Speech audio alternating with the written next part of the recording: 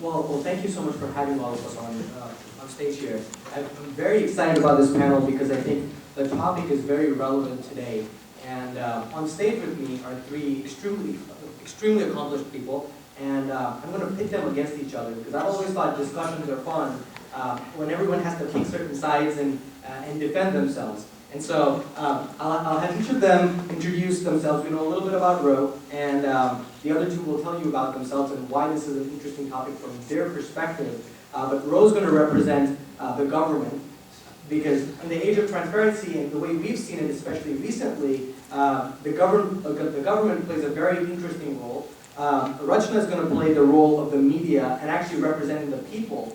And Lil is going to play the role of the technologist, because technology is the third pillar that I think is changing the way transparency is being leveraged and challenging traditional ways that it affects people, governments, and what's possible. So, with that, Ro, why don't we start off there? So maybe we can have, they've heard from me, so Sounds maybe good. we can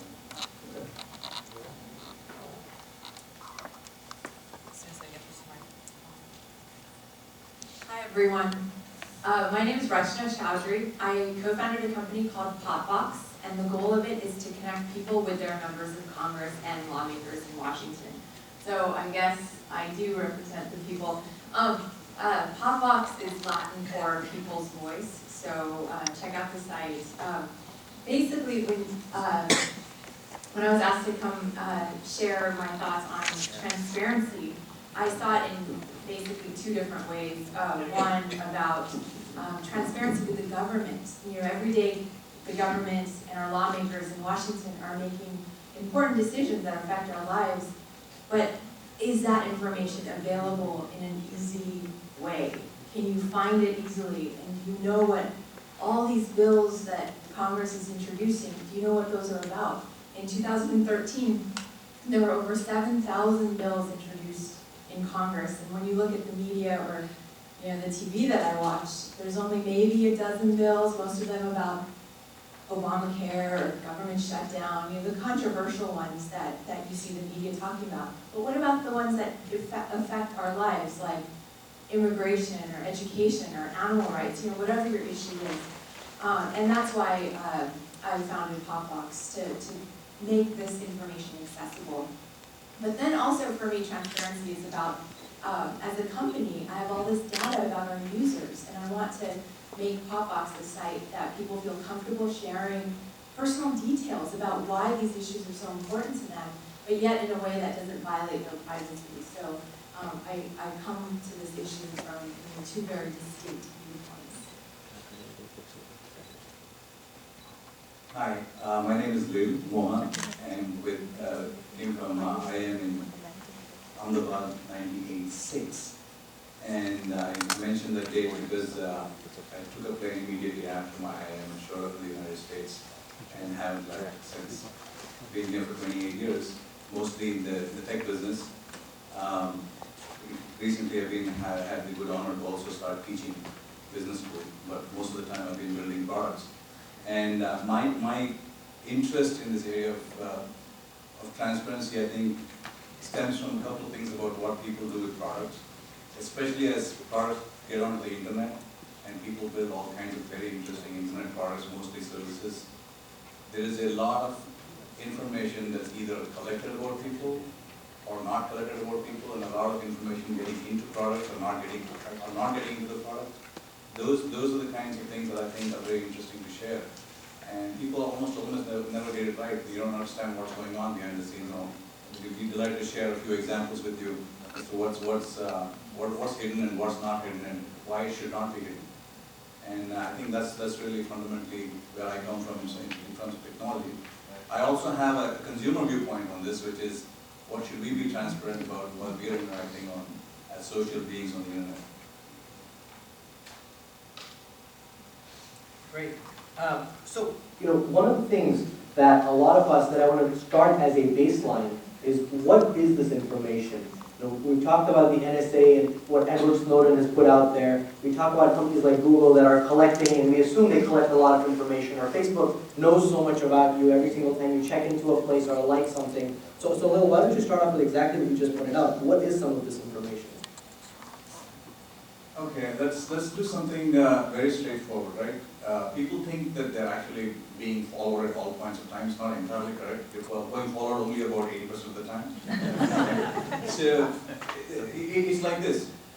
You might think that Google and Facebook and Apple are the ones collecting your geosensitive data, but you forget some very important contributor here. And I don't want to pick one over the other, but let's just randomly pick a random service provider, let's say starting with Verizon. Okay?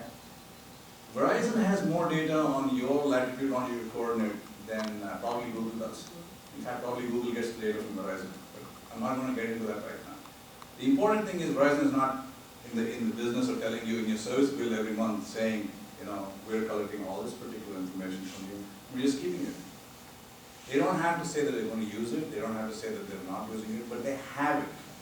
And that's one of the pieces of information that I think is just there. There are plenty more examples, but we can just start with this one. So when it comes to, and Verizon is just one example, as you pointed out, there's hundreds, if not thousands, of companies or government entities that are collecting different little pieces of information about your life. So what can be done, or what should be done, both by the government, by the media, to tell people, and by technology companies, to make it possible for a user, someone like me, just to go in and say, what do you know about me? What should we do? Well, I've been very concerned with, in my judgment, the NSA's overreach.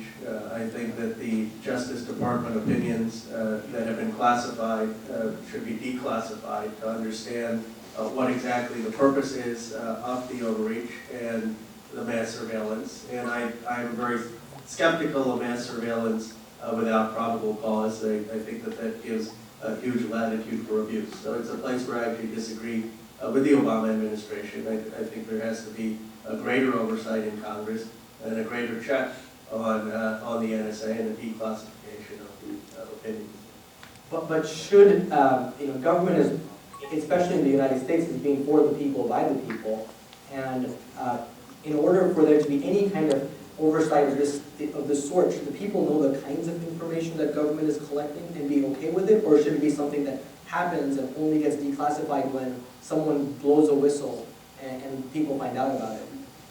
Well, that's the problem. We don't know because the justice opinions have been classified. So we don't know exactly what the scope of the FISA courts are. We don't know the scope of the program, and I would declassify at least what the purpose is of the program, what types of information are being collected. Google and Facebook have requested that they disclose how many requests they are getting, and the government hasn't allowed them to date to do that. So I would be much more for greater transparency and letting the public know what information is being collected, why, and that they have it. And Rajna, what do you think the role of the media is in pushing the government in some ways? Because media does play this role of bringing out what is positioned to be the truth for two purposes. One, to educate the public about it, but also to try and push the government to what's possible and bring out even more stuff that we don't know about. So what can media do to educate the public in not such a sensationalist way as it has in the last few months? Well, I think sensationalist is the right word for it. I think the media has brought their own point of view to this, and it depends what TV channel you watch or what website you go to get information. And I think what people really want is nonpartisan, neutral information. They want to know information for themselves and then place a value on that themselves. We know, at least from my users on Popbox, I know that they overwhelmingly support ending bulk data collection. They want more transparency with FISA courts, as Rose was talking about. But the role of the media itself has changed a lot as well in terms of public commentary rather than just providing neutral, nonpartisan information. And I think you see a level of frustration among people because they don't even know exactly what the thing is that they want from the media, right? So they're just looking for access to more information and providing that more information from the government or from any entity, I think helps create a more informed public and gives them opportunities to engage in a way that's not just loud and frustrating. And people want to feel like they know what their government is doing. So one of the things that I've felt is that anytime the media or the government or even technology companies talk about data collection, like all of us kind of feel creeped out by it. It's a very negative feeling. All three of you know a lot about this topic. What are some of the positive reasons why this data should be collected? You know, how can the people get a balanced view of why it's being done in the first place? And what is the role that each of your entities should play from that perspective? Not just focus on the negative, not just focus on mass surveillance is bad, but actually it's good for these reasons. Or from a technology company's perspective, these are the positive things that are being given to you because of data collection. Or the media, you know, what are some of those positive sides, and how can we promote the spreading of the positive message as well? So let me take a shot at this. Okay, think of a scenario where I'm one of those guys who likes to never have to have my car repaired. Just bear with me for like 30 seconds as to where I'm going to. And you know, I'm always worried that the car mechanic is absolutely going to rip me off. The fact that they take the car behind something and then they close the doors off on me, that completely spooks me. But ever since Yelp showed up, I found the guy. He's got 146 positive reports and 1 negative report. And that's the guy I go to, and he fixes my car now. I think that's an absolutely wonderful example of a transparent situation where the data collection is all an aggregation of unbiased views from public people, like what she was talking about, collected in one place. But what you don't see there, the only one part which I worry about, even though there's such a lot of benefit out of it, now I actually go to a car mechanic and say, here, take it, and you can keep it behind doors for as long as you want, because you can't get 146 straight 5 stars and one 0 star if you're that kind of a person. But you wonder, what are all the things that Yelp did in filtering this out?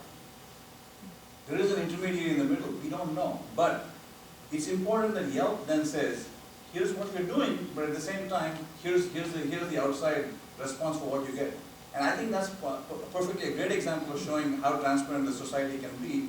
Now doctors get shown up, healthcare societies get shown up, mechanics get shown up, every single service provider now got to be worried about getting yelped out.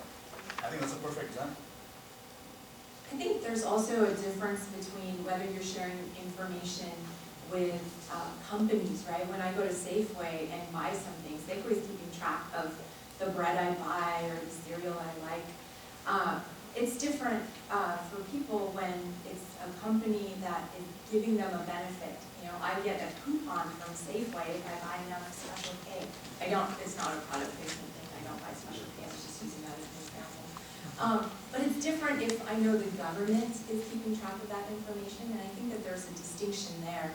And so for Popbox, it was a very interesting debate within the company when we first started of where do we draw that line, because we're asking people to share information with us, a company, but then also with the government, because we're passing on their information to the government.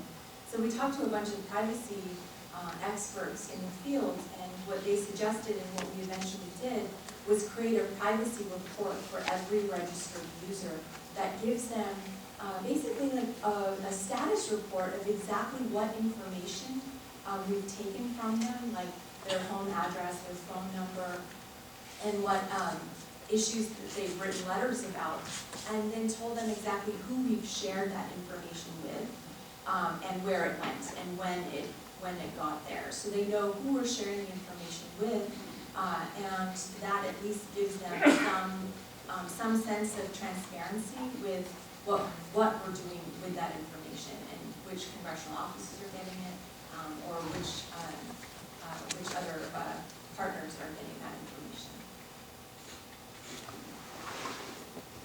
I applaud that effort. I mean, obviously there's a role for national security for certain types of data collection if there is a potential averting of terrorist threat or security. The problem with how it's being done is there's no transparency in the sense of what the trade-offs are between liberty and security, and the public has been kept largely uninformed because of the classification of the scope of the project, and it's not clear that the government is targeting individuals with any probable cause, and there's mass surveillance without any actual evidence. And so, of course, there is a role for data in ensuring security and safety.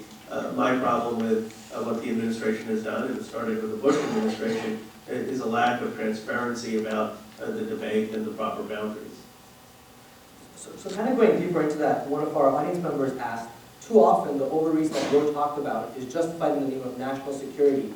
How does one draw the line between the just needs and an overreach? And I'm going to add to that, how do we do that in a way that is understood by the people so that they don't feel like trust is being broken? Because a lot of these feelings of creepiness are actually just not knowing, but then they're perceived and positioned as a lack of trust, but it's really lack of knowledge. I mean, Salman Rushdie once said there are no secrets in America, and everything eventually comes out, and I think there's a large truth to that, and I think that sometimes politicians, when they are there, get overly cautious in not trusting people to have an open debate. And if the president had gone to the country and said, here's what I need and here's why, and we had an actual debate about what the scope of the program is and what the objectives are, I think that the American people are perfectly capable of having that conversation. I admire the president. I worked on his first campaign when I was a student at the University of Chicago. But as a constitutional law professor, I think this is one of his biggest failings in not recognizing the needs for civil liberties and over-erring on the side of national security. Great. And another question that was shared earlier was, is there, and this goes a little deeper into Rachna's point, which is there a different expectation of privacy when it comes to companies versus what comes to government versus what you might feel comfortable sharing with your friends? I mean, at a personal level, you share different amounts of information with different kinds of friends. So how can a consumer or a citizen of the country control what's shared about them, or should they have that fine granularity of control? I think it varies from site to site, and I think that there is a significant difference between people of different generations. There's a different expectation of privacy when I talk to 22-year-olds versus people in their 30s, and then when I talk to my parents about privacy, and they're always shocked when they see things on Facebook or they see where my sister is or what she's doing on Facebook, and then all of their friends in India know about it as well. And that's a very different expectation of privacy because you're sharing that information with friends. And even then, which friends are you sharing information with? And I think for most people, if they have control over who sees their information, that gives them a sense of what the expectation is. Whereas if with the government and with, especially with NSA and national security data, if you don't know where that information is going, what it's being used for, how much it's being tracked, then there's that feeling of uncertainty and creepiness, as you called it. And I think with the FISA courts and what decisions have been made even after the Patriot Act, I think that there is this level of just unknown and uncertainty that creates the creepy factor, and that's where people are just uncertain and need more information from the government as to why this information is being tracked and what it does, and how people can speak up about it and share their own point of view as to what the government should be doing about it. I tend to agree to some extent. I have a fairly cut and dry view about this, what information can be shared on a consumer level. I think it's really simple. It has to be absolutely controlled by the individual. There's not a single argument that I am willing to stand, and I can stand up for this for all day long. It has to be controlled by the individual. I mean, I'm going to say that again. You say that you're a citizen of a country. The country has certain security and national level issues which are community level. But information about you is you as an individual, as a private person with First Amendment rights and all of the above, the information has to be controlled by you.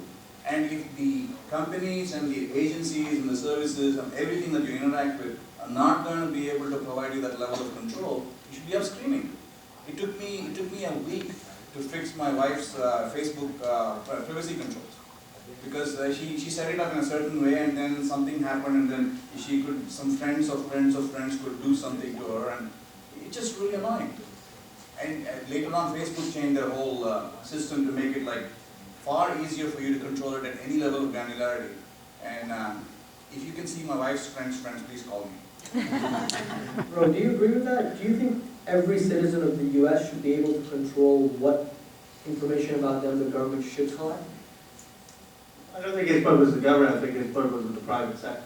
But should that be different? Yes, I mean, if someone commits a crime, the government has a right to subpoena their information. Whether your First Amendment rights are only protected to the extent that you're the right to not having committed criminal activity. So the government, of course, has a different power than the private sector in going after individuals' information if they have violated certain rights. But I agree that there's no reason to think that a private company should be able to get someone's data or information without their consent, whereas you could see a reason why the government would do that if there was some criminal investigation. So one of our audience members just had a comment, which is right around this, which said data always, apologies if I read this wrong, in data always collected with the scale and ease of use makes me personally uncomfortable. Earlier, there was a probable cause and then data was mined. Now, data is mined and probable cause is then determined. That makes me uncomfortable, which kind of is at the heart of this, which is, should the government and the private sector be different in terms of being able to collect your information without there being probable cause and then going after you? Or should it be the other way around as it's traditionally been? Or has it traditionally been?